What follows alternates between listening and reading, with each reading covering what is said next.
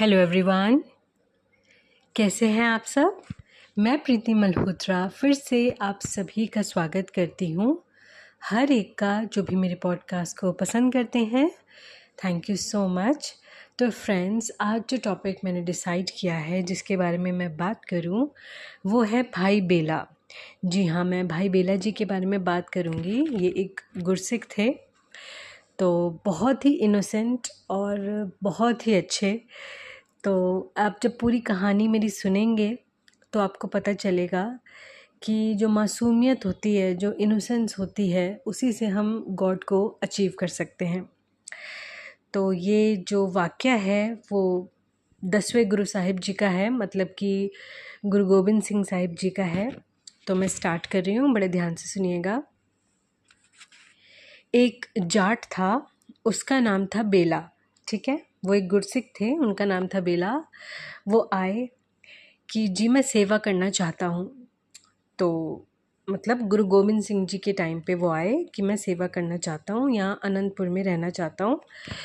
तो उन्होंने बोला ठीक है, तुम क्या जानते हो। तो बेला जी ने कहा कि मैं घोड़ों की अच्छी सेवा कर सकता हूँ। तो लगा दिया उनको। अब घोड़े जो थे वो बहुत थे उनके पास उन दिनों, ठीक है ना। तो घोड़ों की सेवा की, बड़े तैयार हैं घोड़े। कौन सेवा करता है, गुरु साहब पूछते हैं। कहते हैं कि बेला जी करते हैं। तो बुलाया कि भाई बेला, तुम सेवा करते हो। जी जी महाराज, शाबाश, बड़ा अच्छा काम किया तुमने, तुम रोज़ आया करो। तुम्हें हम जपजी साहिब जी की एक पौड़ी रोज़ पढ़ा दिया करेंगे। जपजी साहिब जैसे सुखमनी साहिब जी हैं, गुरु ग्रंथ साहिब जी के ही भाग हैं ये। तो ये पाठ है, तो वो उसकी रोज़ मतलब एक पौड़ी, मतलब 2 लाइन्स उनको रोज़ सुना दिया करते थे। तो कहने लगे कि अब रोज़ बाहर जाने लगते तो एक पौड़ी वो उसको मतलब पढ़ा देते भाई बेला जी को। तो उसने सारे दिन क्या करना कि वो पौड़ी पढ़ते रहना, वो 2 लाइन्स पढ़ते रहना और गॉड को ध्यान में रख कर पढ़ते रहना दिन रात। मतलब बस जो बाबा जी ने बोल दिया वही 2 लाइन्स सारे दिन बोलना। ध्यान में गुरु का ध्यान और ज़बान में पाठ, सुबह से शाम तक। तो एक दिन जो 10वें गुरु साहिब हैं हमारे गुरु गोबिंद सिंह जी, वो बड़ी तेज़ी से जा रहे थे, वो लेट हो रहे थे। तो वह भागा भागा आया कि महाराज महाराज सुनिए, मेरा आज का सबक तो दे जाइए, मेरी आज की पौड़ी कहाँ है। वो तो कहने लगे कि वाह भाई बेला, ना पछाणे वक़्त ना पछाणे वेला। मतलब कि मेरे को बहुत लेट हो रहा है और तू है कि तू ना टाइम समझता है और कुछ नहीं समझता। मतलब you are not considering the circumstances I am busy and must go out. ठीक है, लेकिन उनको क्या लगा भाई बेला जी को, उन्होंने समझा कि शायद यही पौड़ी है, यही 2 लाइन्स है जो मुझे बोलनी है। अब वो क्या करते, वो उसी को रटते रहे, वो भी भाव से कि मतलब वाह भाई वेला, ना पछाणे वक़्त ना पछाणे वेला, वाह भाई बेला, ना पछाणे वक़्त ना पछाणे वेला। तो सारा दिन वो यही बोलते रहे, जैसे कि वो सारी पौड़ी रोज़ बोलते थे। तो जो उनके वहाँ पे ग्रंथी थे, हेड ग्रंथी, जिन्होंने मैदाने जंग में भी उनका साथ दिया था, बड़े बड़े ग्रंथों के अनुवाद किए थे, वो कहने लगे वाह महाराज, आपके दरबार में तो बड़ा अन्याय हो रहा है। ये कल का जो जाट है बेला यहाँ आया है, ना बात समझता है ना कुछ, वो तो बहुत नाम जप करता है और ये पता नहीं क्या बोल रहा है।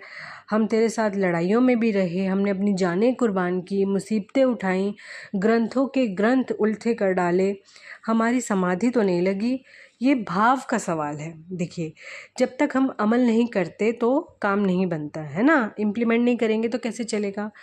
तो जो सद्गुरु के जिस्म को मत्था टेकता है लेकिन वचनों को नहीं टेकता, तो उसके लिए कनेक्शन अभी दूर है। तो उन ग्रंथियों को इस बात का बड़ा गर्व था कि हम रोज़ पाठ करते हैं, हम रोज़ बाणी पढ़ते हैं, मगर हकीकत यह थी कि उस बाणी की जो मिठास है, जो महानता है, जो शांति है, वो कोई झलक उनके जीवन में नहीं थी। तो गुरु साहब ने कहा अच्छा भाई ठीक है, कल सुबह इसका जवाब देंगे हम। तो दूसरे दिन क्या हुआ कि दरबार लगा तो उन्होंने ठंडाई रगड़वाई और उसमें थोड़ी सी नशे की चीज़ मिलवा दी बाबा जी ने। तो ग्रंथियों ने कहा कि वे उसे पिए नहीं बल्कि मुंह में डालें, है ना, उनको कहा, ग्रंथियों को, कि आप इसको मुंह में डालें, लेकिन आप इसको पिएंगे नहीं, कुल्ला करते चले जाएंगे, गले से नीचे नहीं उतरना चाहिए, बाहर फेंकना है। तो जब वे नशे की चीज़ ख़त्म हुई तो गुरु साहब फरमाने लगे कि भाई नशा आया? तो सबने उत्तर दिया, सरकार नशा कैसे आएगा, ये हमारे कोई अंदर थोड़ी ना गई है। नशे की चीज़ का तो असर है वो दिल तक पहुंचने पर होता है, दिल से उसका सीधा स्पर्श हुआ ही नहीं तो ये नशा कहाँ से होगा। तो फिर उसी तरह नाम की हालत है। देखिए, राम राम वाहिगुरु वाहिगुरु, अल्लाह अल्लाह नाम जपते हैं, मगर वो जो सत्ता है ना, जो ताकत है नाम की, उसके साथ हमारा संबंध तब जुड़ता है, हमारा कांटेक्ट तब होता है जब हमारी ज़िंदगी में प्रभु की गुण आए।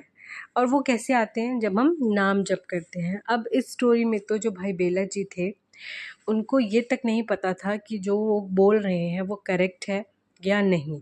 कभी कभी हम मंदिर में जैसे पाठ करते हैं, पूजा करते हैं, तो ये कहते हैं आपने गलत इसका मतलब मंत्र का गलत उच्चारण कर दिया, या आप ढंग से नहीं पढ़ रहे हो, या आप गलत बोल रहे हो। तो कुछ लोग इस चीज़ के ऊपर बहुत ज़्यादा बोलते हैं कि आप ऐसे मत पढ़ो, गलत पढ़ते जा रहे हो, आपको आता भी नहीं है पढ़ना फिर भी पढ़ रहे हो। लेकिन मेन बात होती है कि आपका भाव। अब यहाँ पे बेला जी इतने इनोसेंट थे कि उनको ये नहीं पता था, उन्होंने, वो तो लेट हो रहे थे, है ना, तो उन्होंने बोला कि भाई वेला ना पछाणे वक़्त ना पछाणे वेला। अब उनके पास तो टाइम नहीं था, उन्होंने इसलिए बोला कि भाई यार तेरे को तो है नहीं, बस मेरे को जाना है, मेरे को लेट हो रहा है, और तू है कि टाइम को समझता नहीं है। बट वो सारा दिन उस पौड़ी को रटते रहे। तो अगर हम सारा दिन 24 आवर्स हम भगवान का नाम लेते रहेंगे तो भगवान हमारी तरफ ध्यान क्यों नहीं देंगे? आप एक बार सोच के देखिए। ये तो गलत पौड़ी वो पढ़ गए, है ना, लेकिन फिर भी उनकी समाधि लग गई, इन द सेंस कि मतलब गॉड के वहाँ उनका रजिस्टर जो था वो बन गया, और वो उनका लेखा लिखा गया कि ये इतना नाम जप करता है। तभी बाकी सारे जो ग्रंथी थे उनको प्रॉब्लम होने लग गई कि भाई हमने तो इतने बड़े बड़े अनुवाद किए हैं, हम तो रोज़ गुरबाणी पढ़ते हैं, हम तो आपके साथ लड़े भी हैं मैदान जंग में, और न जाने क्या क्या। तो इन सब चीज़ों से कुछ नहीं होता। अब जैसे आप गुरुद्वारे में भी जाएंगे तो वहाँ पे हर एक बंदा सेवा कर रहा होता है, कोई जोड़ों की सेवा कर रहा होता है, कोई लंगर वर्ता रहा होता है, तो कोई आपको कड़ा प्रसाद वर्ता के देता है, और मतलब वहाँ पे तो अनगिनत सेवा होती है ना, बहुत सेवा होती है। लेकिन अगर आप किसी वहाँ पे ग्रंथी से भी पूछेंगे ना तो वो यही कहेंगे कि ये सब जो है वो सब बाद में है, पहला है नाम जप। क्योंकि देखिए, जो हेड ग्रंथी भी होती है, चाहे वो वहाँ पे बैठते हैं, चाहे वो चंवर की पूजा करते हैं, या जो भी वो वहाँ पर अपने काम करते हैं, लेकिन अगर उनके भाव ठीक नहीं हैं, या फिर अगर वो उनका नाम जप नहीं चल रहा, तो फिर उनका वो रजिस्टर नहीं होगा। चाहे आप जितना मर्जी आप ये सोचें कि मैं तो बिल्कुल अनुवाद करता हूँ और बहुत अच्छे से चीज़ों को समझा देता हूँ, या मैंने तो इतने पाठ कर लिए, या मैंने तो इतनी माला जप ली, उससे कुछ नहीं होगा अगर आपका भाव ठीक नहीं है। अगर आपका भाव ठीक है तो आप घर बैठे बच्चों के साथ रोटी खा रहे हैं, वही पूजा है। अगर आप बच्चों का अच्छे से पालन पोषण कर रहे हैं, अगर आप सारी रिस्पॉन्सिबिलिटी संभाल रहे हैं और आपके कर्म ठीक है, तो वो पूजा है। ये पूजा नहीं है कि आप बस माला फेर रहे हैं और आप ग्रंथों के ग्रंथ पढ़ चुके हैं कि भाई मैंने ये वाली भी पढ़ ली बुक, मैंने वो वाली भी ग्रंथ पढ़ लिया, तो उससे आप महाज्ञानी तो नहीं होंगे। और हो सकता है कि 4-5 लोगों के लिए हो भी जाए, लेकिन आपकी वो समाधि नहीं लगेगी, गॉड के वहाँ रजिस्टर में आपका लेखा लिखा नहीं जाएगा, क्योंकि वो तो इट वाज जस्ट लाइक कि रीडिंग अ बुक। लेकिन अगर आपने उनके वचनों को इम्प्लीमेंट नहीं किया, जैसे यहाँ पे बोला गया है कि गुरु महाराज जी के जिस्म को मत्था नहीं टेकना है, उनके वचन को मत्था टेकना है, राइट। तो फ्रेंड्स, आई होप आपको मेरी आज का स्टोरी अच्छी लगी होगी और आपको पसंद आई होगी, क्योंकि भाई बेला जी की स्टोरी मुझे बहुत अच्छी लगी, और वो जितने इनोसेंट थे उनकी इनोसेंस ने भी मुझे बहुत अंदर तक टच किया। तो आई थॉट कि मैं ये ज़रूर आपके साथ शेयर करूँ। And thank you so much. Bye bye.